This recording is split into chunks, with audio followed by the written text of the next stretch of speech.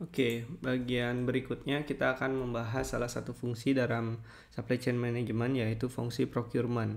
Nah, seringkali memang supply chain dan procurement ini sangat dekat. Bahkan kadang-kadang ada divisi supply chain yang kerjaannya hanya kerjaan procurement gitu. Jadi tapi sebelum ada sebelumnya di beberapa masa lalu gitu ya, bagian pengadaan ini sering diasosiasikan dengan suatu pekerjaan yang administratif dan sedikit punya nilai tambah gitu ya. Tapi belakangan ini itu bagian pengadaan dianggap sebagai bagian salah satu yang memiliki kontribusi strategis bagi perusahaan dan bisa menentukan bisa atau tidaknya perusahaan kita ini memenangkan persaingan di pasar. Karena dengan punya pengadaan yang baik, bisa jadi pembelian rutin seperti pembelian supply gitu ya, supply gitu bisa ditekan dengan harga yang rendah, dengan biaya yang rendah ya kita bisa punya produk dengan profit margin yang tinggi begitu ya. Kemudian selain itu ya ada banyak hal yang dilakukan di procurement begitu ya, termasuk kegiatan purchasing di mana di dalamnya ada receiving, design, accounting, legal, operations begitu. Nah ini kalau interface-nya dengan kan ini kalau itu adalah fungsi-fungsi yang ada di perusahaan kita. Kalau dia perlu interface dengan atau perlu berhubungan dengan yang di luar dari perusahaan kita, yang menjadi interface adalah bagian purchasing atau bagian yang ada di bagian procurement. Kemudian proses pembelian itu bervariasi ya untuk berbagai macam situasi. Nah ini secara umum saja. Ada yang namanya pembelian terpusat, ada yang pembelian yang decentralized. Nah di sini mungkin lebih dijelaskan secara umum saja hal-hal yang menjadi kegiatan umum dalam purchasing. Contohnya mengidentifikasi source of supply, bernegosiasi kontrak, memaintain database supplier, mencari produk dan jasa yang baik sesuai dengan kebutuhan perusahaan dan memanage supplier. Ini step by stepnya biasanya purchasing akan menerima request begitu ya dari user di perusahaan. Kemudian saya misalkan bagian operasional mau beli barang ini diterima di bagian purchasing. Kemudian purchasing memilih supplier, kemudian membeli kepada melakukan order kepada supplier atau vendor tersebut. Kemudian monitor apakah sudah diterima ordernya, pembayaran, diterima barangnya di tempat kita, dan siklus ini akan berulang begitu ya kalau pembeliannya rutin. Kemudian nah ini yang dijelaskan sebelumnya, ada yang disebut centralized purchasing, ada yang decentralized purchasing.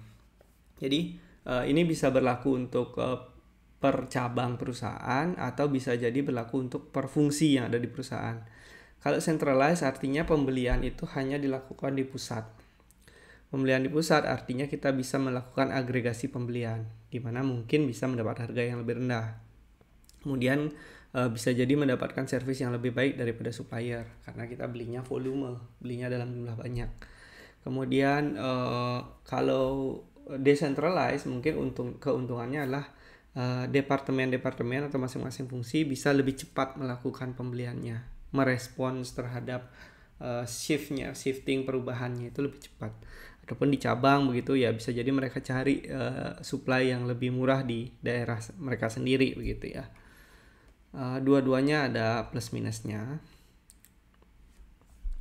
Kemudian ini bicara soal supplier management, mulai dari memilih supplier, mengaudit supplier, sertifikasi supplier, dan ada namanya strategic partnering begitu ya.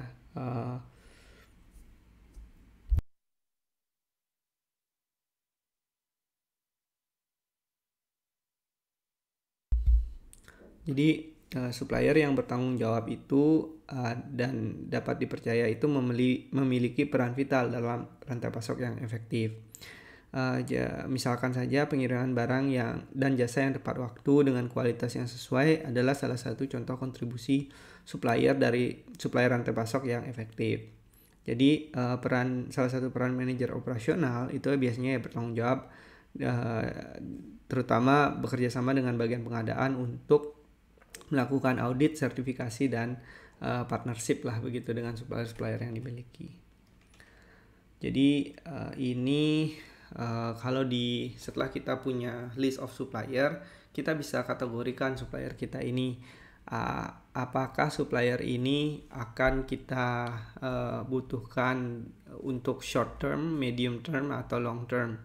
Nah, ini khususnya bagi yang long term, itu adalah jangka panjang, sebaiknya diusahakan untuk bisa membuat kerjasama yang lebih baik, mungkin sampai bisa membuat partnership.